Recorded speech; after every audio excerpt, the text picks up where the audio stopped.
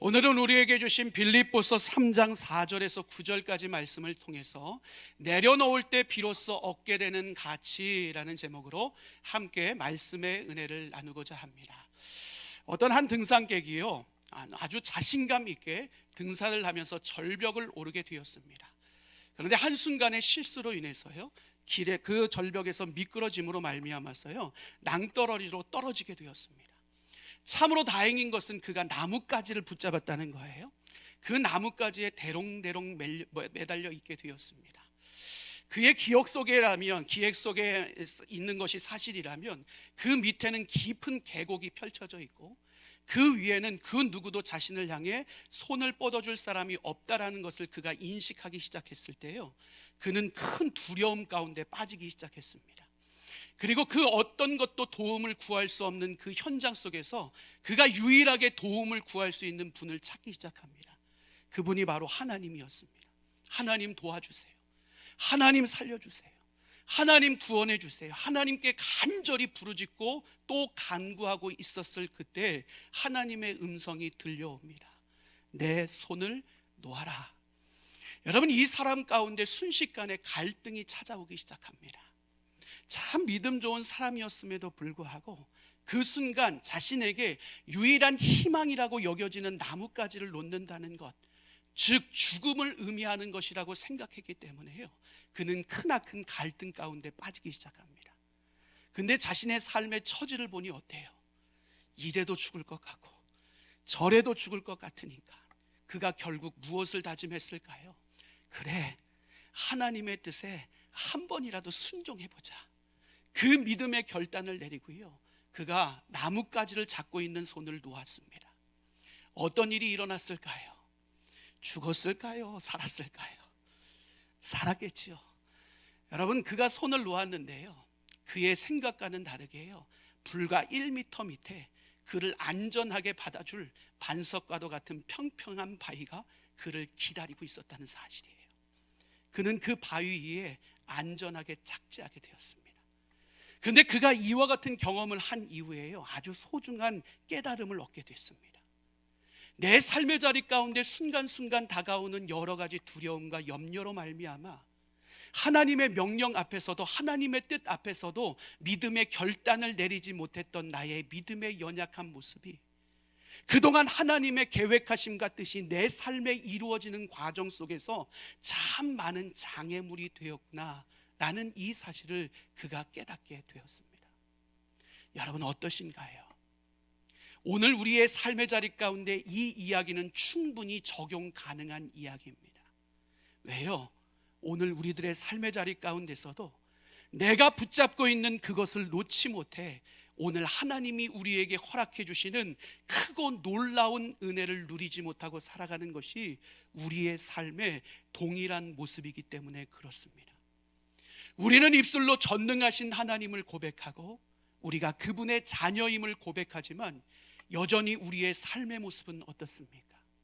하나님의 명령 앞에서도 내가 잡고 있는 그것을 놓기 시작하면 내가 작아질 것 같고 내 삶이 의미 없을 것 같고 내 삶이 실패할 것 같다는 그와 같은 두려움과 불안과 염려로 말미암아 여전히 하나님의 뜻이 아니라 내 생각과 내 가치관을 고수하고 고집하고 그 길을 위해서만 달려가고 있는 것, 혹시 우리들의 모습은 아닙니까?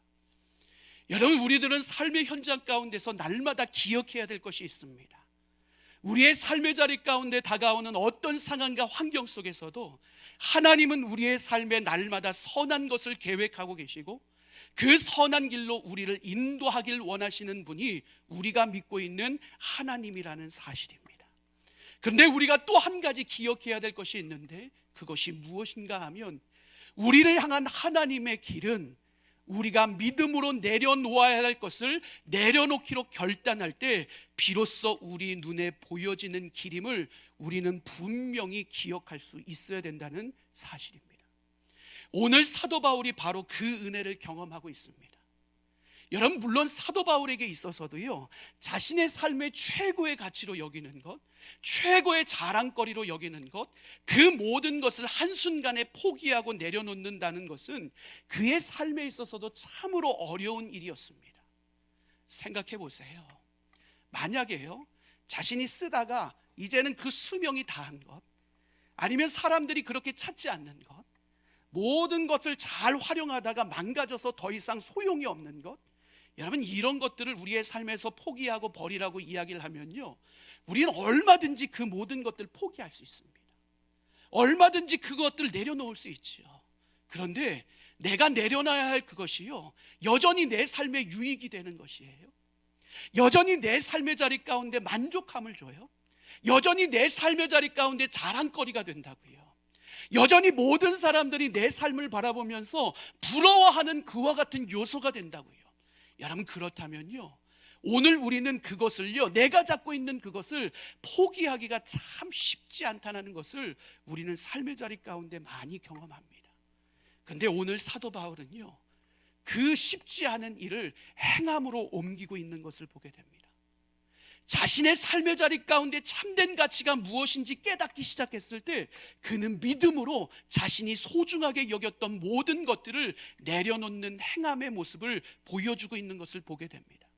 그리고 그의 행함 속에 그는 이전에 경험해 보지 못하고 취하지 못했던 놀라운 가치를 온전히 소유하는 은혜의 주인공이 되고 있는 것을 우리는 본문 말씀을 통해서 확인하게 됩니다. 그렇다면 오늘 사도 바울이 누렸던 그 은혜, 그가 경험했던 그 은혜가 우리의 삶의 자리 가운데 동일하게 경험되어지기 위해서 오늘 우리가 내려놓아야 될 것이 무엇일까? 그리고 그 내려놓음과 동시에 우리가 붙들어야 될 최고의 가치는 무엇일까? 오늘 이 주제를 가지고 주신 말씀을 통해서 함께 은혜를 나누고자 합니다.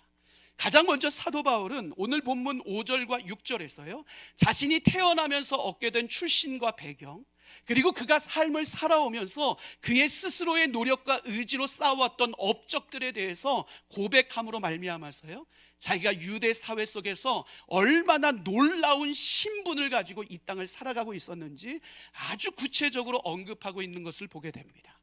가장 먼저 사도 바울이 고백하고 있는 것이 무엇이에요? 자신은 난지 8일 만에 할례를 받았고 이스라엘의 족속이요, 베냐민 지파요, 히브리인 중에 히브리인이라고 고백하고 있는 것을 보게 됩니다. 무엇을 이야기를 하는 거예요? 자신은 혈통 중에서도 최고의 순수 혈통, 유대인의 아름답고 거룩한 혈통에서 태어난 자임을 떳떳하게 자랑으로 고백하고 있는 것입니다. 그와 같은 유대인의 혈통에 따라서, 유대인의 법과 질서에 따라서, 전통에 따라서 자신은 8일 만에 할례를 한 사람이라고 자신 있게 이야기를 합니다. 그러면서 어떤 고백을 해요? 자신은 이스라엘의 12지파의 족속에 속한 인물이라고 이야기를 합니다.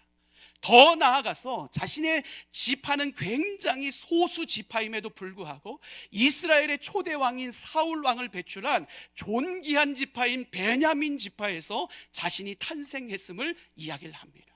그리고 또 한 가지 이야기하는 것이 무엇이에요? 자신은 히브리인 중에 히브리인이라고 이야기를 합니다. 헬라 문화가 여러 곳에 만연하고 있는 그 시대 속에서도 자신은 끝까지 히브리인의 정체성을 지켜나감으로 말미암아 흔들림 없는 유대인의 전통과 질서를 잘 지켜내는 사람이었다라고 고백하고 있는 것입니다. 자신은 순수 혈통을 자랑하고 그 순수 혈통 속에서 건강한 모습으로 잘 자라나고 있음을 자랑처럼 고백하고 있는 것이 사도 바울의 첫 번째 고백입니다. 이어지는 사도 바울의 고백을 보니까 어떻습니까? 그는 율법으로는 바리새인의 삶을 살고 있었다라고 이야기를 합니다. 여러분, 그 당시 유대 사회에서요, 율법을 수호하고 율법을 철저히 지키는 종파 중에 가장 뛰어난 종파가 바로 바리새파 종파였습니다. 이것이 바울에게는 자랑이 되었던 거예요. 그런데 특별히 그는 어떤 존재였어요? 바리새인들 중에서도요, 그는 누구에게 율법을 배웠습니까? 그가 다소 출신임에도 불구하고요, 예루살렘으로 유학까지 가가지고요, 가말리엘이라는 그 당시 최고의 율법 학자 밑에서 율법을 배웠습니다. 그러니 그의 자존심은요, 굉장히 하늘을 찔렀습니다. 그러니 그는 율법을 수호했고 율법을 지키는 최선의 삶을 살아가면서 종교적 엘리트의 자리에 자신이 견고하게 세워져 있음이 자랑이 되는 삶을 살아가고 있었다는 사실이에요. 이어지는 그의 고백은 어떻습니까? 자신은 열심으로는 교회를 박해했다라고 고백합니다. 이 내용이 무엇인가 하면 자신은 누구보다도 자신의 방법으로 하나님을 사랑했다라고 고백하는 거예요.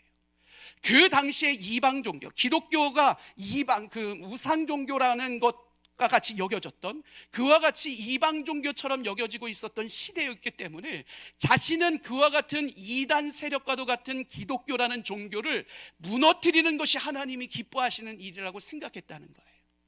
그래서 스데반을 돌로 쳐 죽이는 일에 앞장섰고, 수없이 많은 그리스도인들, 교회를 잔멸시키는 일에 자신이 앞장섰고, 그리스도인들을 잡아 감옥에 가두는 일에 열심을 다하는 삶을 살았노라고 그가 고백합니다.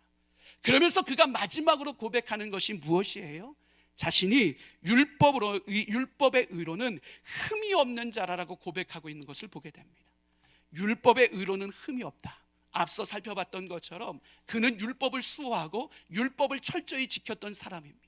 그러기에 주변 어떤 사람이 율법으로 흠을 찾으려고 해도 그 어떤 흠도 발견할 수 없을 정도로 모범적인 신앙인의 삶을 살았던 인물이요, 많은 사람들이 본받고 싶은 도덕적이고 사회성을 갖춘 그와 같은 삶을 살았던 인물이 바로 자신임에 대해서 고백하고 있습니다. 그렇다면 왜 사도 바울이요, 이와 같이 세상에서 인정받는 것, 세상에서 자랑할 만한 것, 세상에서 가치로 여기는 것, 내 가치 기준에 따라 하나님이 사랑할 것이다라고 평가하고 있는 이 모든 일들을 왜 집중하고 몰두하며 기일의 열정적인 삶을 살아가고 있었을까요? 사도 바울은요, 이 모든 것이, 이 애씀과 노력과 의지가 자신의 삶을 의롭게 할 것이라고 확신했기 때문에 그랬습니다. 이 모든 삶이 자신을 의롭게 세우면 비로소 자신의 삶의 자리 가운데 참된 행복과 참된 만족과 참된 기쁨이 찾아올 것이라고 확신했기 때문에요, 그는 세상의 자랑거리들, 세상의 가치들, 자신만의 하나님 사랑법에 대해서 그 모든 것을 위해 열정을 불태우는 삶을 살아가고 있었다는 사실이에요. 그런데 여러분, 생각해 보세요. 이 사도 바울의 생각이 얼마나 어리석은 생각입니까? 그리고 이 사도 바울의 생각이 얼마나 무의미한 생각입니까? 왜요? 사실 인간은요, 인간 스스로의 어떤 노력과 의지로도요, 스스로 의로워질 수 없습니다. 인간은 자신의 노력과 의지로요, 참된 행복과 평안과 만족을 만들어낼 수 없는 존재가 인간이란 존재임을 우리는 분명히 기억할 때요, 사도 바울의 생각은 참으로 어리석은 생각이었죠. 여러분, 우리가 왜 그와 같이 참된 의와 참된 만족과 참된 평안을 우리 스스로 만들 수 없는지를요, 로마서에서는 그 분명한 이유를 우리에게 증명해 주고 있습니다. 로마서 3장 10절부터 18절까지가 그 내용인데요, 우리 그 내용을 함께 읽어보도록 하겠습니다. 기록된 바 의인은 없나니 하나도 없으며 깨닫는 자도 없고 하나님을 찾는 자도 없고 다 치우쳐 함께 무익하게 되고 선을 행하는 자는 없나니 하나도 없도다. 그들의 목구멍은 열린 무덤이요 그 혀로는 속임을 일삼으며 그 입술에는 독사의 독이 있고 그 입에는 저주와 악독이 가득하고 그 발은 피 흘리는데 빠른지라. 파멸과 고생이 그 길에 있어 평강의 길을 알지 못하였고 그들의 눈앞에 하나님을 두려워함이 없느니라 함과 같으니라. 아멘. 여러분, 요약하면 무엇을 이야기를 하는 거예요?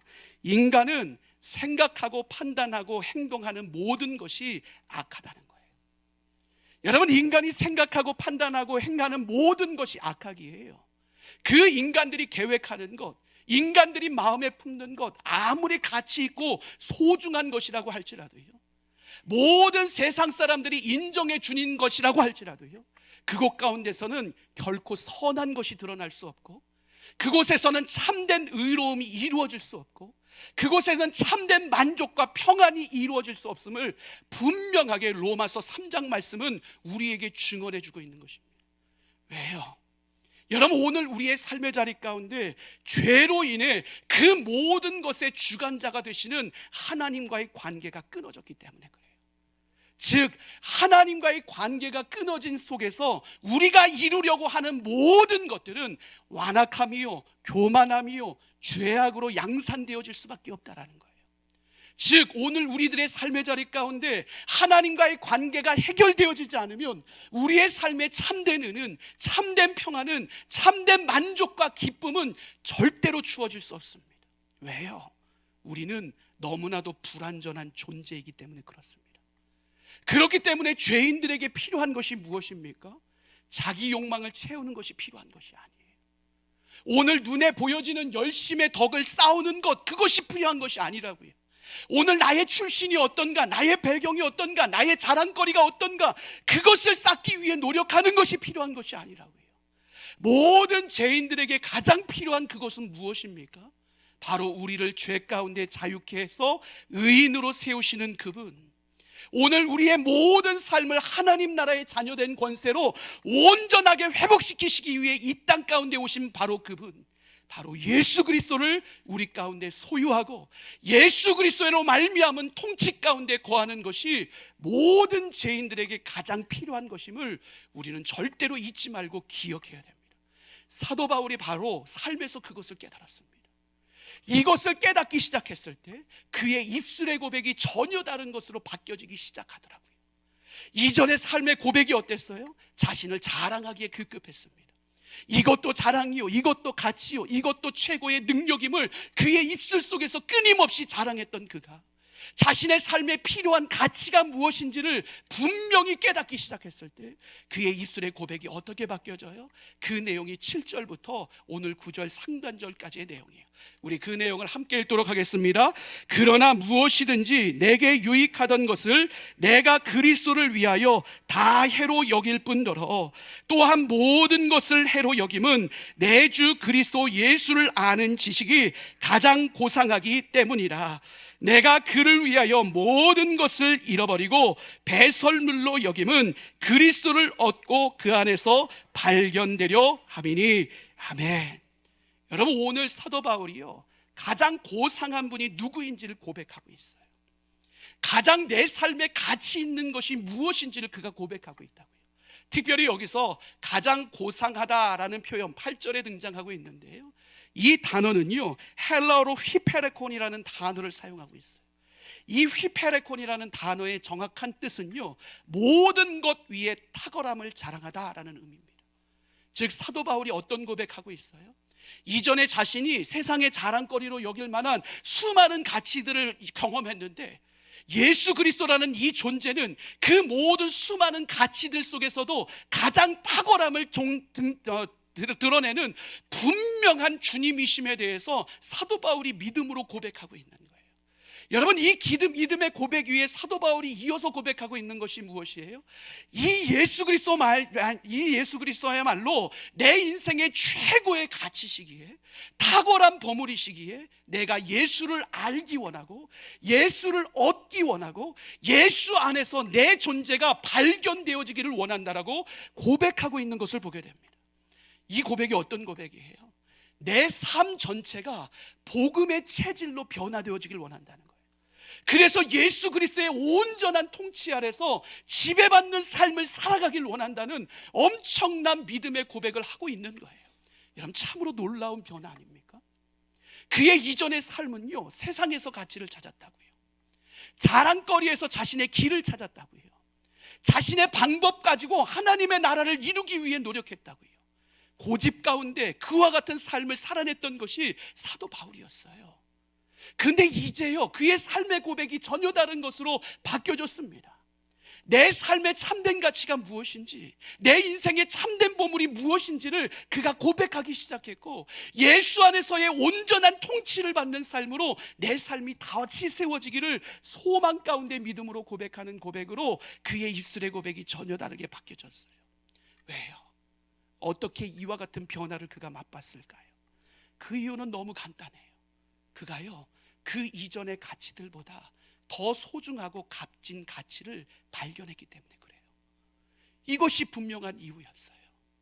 그가 예수 그리스도를 인격적으로 경험했을 때요, 그가 경험한 예수 안에서요, 비로소 그가 애타게 찾았던 영생의 축복이 예수 안에 있다라는 사실을 그가 비로소 발견하게 됩니다. 그가 예수를 인격적으로 경험하기 시작했을 때요, 세상이 주지 못하는 자유와 평강과 만족과 은혜가 바로 예수라는 존재 안에서 발견되어질 수 있다는 사실을 그가 깨닫기 시작했습니다. 그가 예수 그리스도를 인격적으로 경험하기 시작했을 때요, 내 힘으로 풀 수 없는 세상의 모든 문제들이, 그 갈등과 어려움들이 바로 예수라는 인물 안에서 풀어질 수 있는 유일한 열쇠가 있다는 사실을 그가 발견하기 시작했습니다. 이전에 알았던 가치가 전부인 줄 알았는데, 이전에 알았던 가치가 나를 생명으로 이끌어 줄 줄 알았는데, 그 가치가 참된 가치가 아니라 예수의 가치가 진정한 가치임을 깨닫기 시작했을 때, 그의 발걸음을 전혀 다른 곳으로 옮기는 그와 같은 행동의 믿음의 순종의 모습을 사도 바울이 보여주더라는 거예요. 여러분, 이와 같이요, 우리의 인생 가운데도요, 최고의 가치를 발견하면 우리는 얼마든지 이전 가치를 배설물처럼 느낄 수 있습니다. 이전의 것을 팔아서라도 오히려 그 소중한 가치를 사기 위해 노력하는 것, 이것이 우리의 삶의 변화로 드러날 수 있음을 우리는 반드시 기억해야 됩니다. 어떤 모습처럼요, 마태복음 13장에 나오는 밭에 감추어진 보화의 비유처럼요. 여러분, 그 내용이 어때요? 그곳 가운데 보면 한 소장농이 등장해요. 돈 받고 밭을 일구는 사람이에요. 그 사람이 밭을 일구던 중에요, 밭에 감추어진 보화를 발견했어요. 이 보화를 그가 발견했을 때요, 그가 즉각적으로 한 일이 무엇이에요? 그는 즉각적으로 집으로 달려가요. 그리고 자신이 이전에 소중하게 여겼던 모든 재산을 다 팔아서요, 그 밭을 사게 됩니다. 그 이유가 무엇이에요? 그 밭에 있는 보화의 값어치와 그 특별함을요, 이 사람은 알고 있었기 때문에 그래요. 그 값어치 있는 특별함을 자신의 소유로 취하기 위해서라면 자신이 가지고 있었던 그 어떤 것이라도 팔아서라도 그것을 사고 싶은 그와 같은 마음이 그의 삶을 지배하기 시작했어요. 그동안 경험하지 못했던 고귀한 것, 그동안 경험하지 못했던 소중한 것, 이것을 내 것으로 소유할 수 있다면 얼마든지 대가 지불을 해서라도 그것을 소유하고 싶은 마음이 그 사람 안에 가득했다고요. 그러니 그는 자신 안에 이전에 있었던 값어치 있는 모든 것을 다 팔아서 그 밭을 사는 수고를 아끼지 않았다고요. 사도 바울도 마찬가지였다니까요.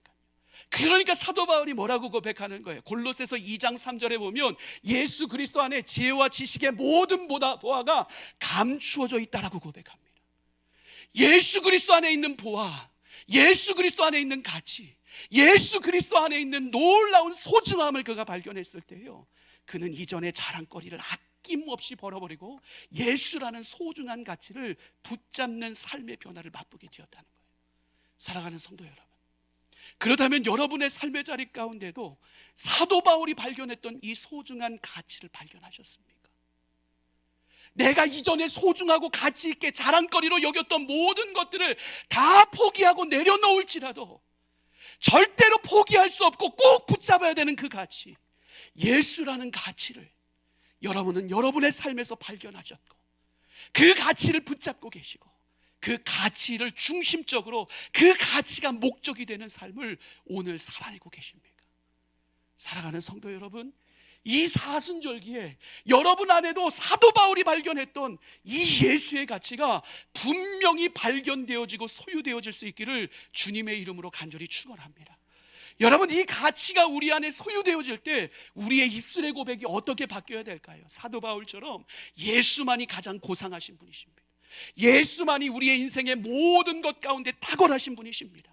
예수께 내 인생을 온전히 맡기고 나아가겠습니다, 이것이 우리의 고백이 되어야 되겠죠. 여러분, 사랑의 원자탄으로 유명한 손양원 목사님은요, 이 예수의 가치를 그의 삶에 깨닫기 시작했을 때요, 그가 예수 중독자라는 시를 쓰게 됐어요. 그 예수 중독자라는 시를 통해 예수의 사람은 어떤 삶을 살아가야 될지를 많은 성도들과 함께 나눴습니다. 그 내용을 제가 함께 읽어드릴게요. 나 예수 중독자 되어야 하겠다. 술 중독자는 술로만 살다가 술로 인해 죽게 되는 것이고, 아편 중독자는 아편으로 살다가 아편으로 인해 죽게 되나니, 우리도 예수의 중독자 되어 예수로 살다가 예수로 죽자. 우리의 전 생활과 생명을 주님 위해 살면 주같이 부활된다. 주의 종이니 주만 위해 일하는 자 되고 내일 되지 않게 하자. 여러분, 이것이 예수를 내 삶의 온전한 가치로 받아들인 사람의 믿음의 고백이에요. 여러분, 이 믿음의 고백이 저와 여러분의 고백이 될 수 있기를 주님의 이름으로 간절히 축원합니다. 세상 그 어떤 가치에 중독되어지는 것이 아니라 오직 예수에 중독된 삶을 살아감으로 말미암아 예수 안에서 예수가 주시는 참된 평안과 만족과 은혜를 이 땅 가운데 누리며 살아갈 수 있는 저와 여러분의 삶이 될 수 있기를 주님의 이름으로 간절히 축원합니다. 이 일을 위해 우리는 내려놓을 걸 내려놔야 된다고요. 오늘 여전히 내 삶의 주인과도 같이 여겨지는 것들을 내려놓는 믿음의 결단이 필요한 거예요.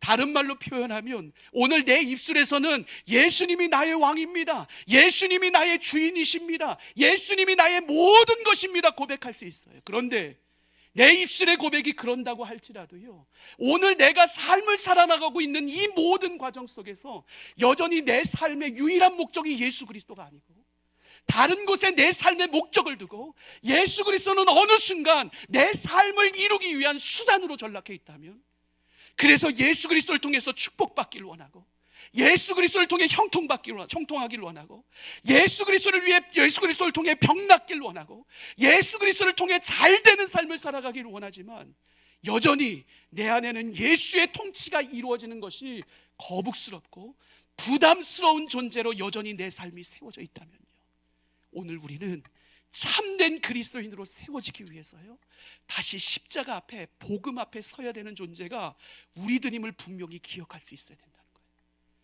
칼바르트라는 신학자는요, 우리에게 이렇게 이야기를 합니다. 함께 읽겠습니다.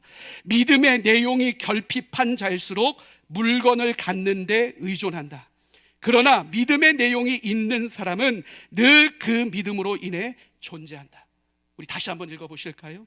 믿음의 내용이 결핍한 자일수록 물건을 갖는 데 의존한다. 그러나 믿음의 내용이 있는 사람은 늘 그 믿음으로 인해 존재한다.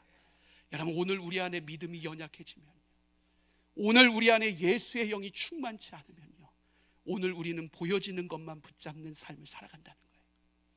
우리 앞에 순식간에 사라지고 말 제한적인 것들을 우리는 부여잡고 그것에 가치 부여를 하며 오늘을 살아간다는 거예요. 그러기에 우리는 우리의 믿음을 끊임없이 점검해야 됩니다. 왜요? 우리의 믿음을 점검하고 우리의 영을 예수의 영으로 충만케 채울 때 우리는 비로소 세상의 가치가 아니라 영원히 사라지지 않는 하나님 나라의 가치를 부여잡고 예수의 제자된 삶을 온전히 살아낼 수 있기 때문에 그렇습니다. 그러기에 사랑하는 성도 여러분, 이 사순절 기간 여러분의 삶이 예수의 영으로 충만케 되어지기를 주님의 이름으로 간절히 축원합니다. 그 예수 앞에 여러분들이 내려놓을 것을 다시 한번 점검할 수 있기를 원합니다. 여러분들이 내려놔야 될 것, 자기의 의일 수 있습니다. 사도 바울이 빠졌던 것처럼 자신의 자랑일 수 있습니다. 자신의 성취일 수 있습니다. 자신의 성공일 수 있습니다. 때로는 두려움일 수 있습니다. 염려일 수 있습니다. 갈등일 수 있습니다. 때로는 아픔일 수 있습니다. 때로는 누군가를 향한 미움일 수 있습니다. 여러분, 그 무엇인가가 여러분의 삶을 막고 있든지, 여러분 그 무엇인가로 인해서 여러분의 삶이 지배를 받고 있든지, 그 무엇인가가 여러분의 중심이 되고 주인이 된 삶을 살아가고 있다면, 우리는 영원히 변치 않는 예수 그리스도의 가치를 위해 그것을 내려놓고 예수의 가치를 붙잡기 위한 삶을 오늘 살아갈 수 있어야 됩니다. 물론 그것을 지금 당장 내려놓는 것이 내 삶의 부담감으로 다가오겠죠. 내 삶이 실패하지는 않을까, 내 삶이 더 큰 어려움 가운데 빠지지 않을까. 그런데 우리가 그 손을 놓기 시작할 때 주님은 우리의 손을 잡고 더 안전한 것으로, 더 행복한 것으로, 더 만족한 것으로, 더 기쁨이 있는 것으로, 더 완전한 하나님 나라로 우리의 발걸음을 인도하시는 분이심을 우리는 분명히 기억할 수 있어야 됩니다. 그러기에 사랑하는 성도 여러분, 이 사순절 기간, 남은 사순절 기간, 이 주님의 말씀 앞에 오늘 내 삶의 그 무엇과도 바꿀 수 없는 최고의 가치인 예수 그리스도께만 내 삶을 온전히 맡겨드리는 삶을 살아가겠노라고 결단할 수 있는 저와 여러분의 삶이 될 수 있기를 간절히 소망합니다. 그 예수 그리스도를 온전히 취하시고 그 예수 그리스도와 동행함으로 말미암아 세상이 주지 못하는 평안, 세상이 주지 못하는 만족, 세상이 주지 못하는 승리를 온전히 경험하며 이 땅을 살아가는 동안에 천국의 삶을 살아갈 수 있는 저와 여러분의 삶이 될 수 있기를 주님의 이름으로 간절히 축원합니다.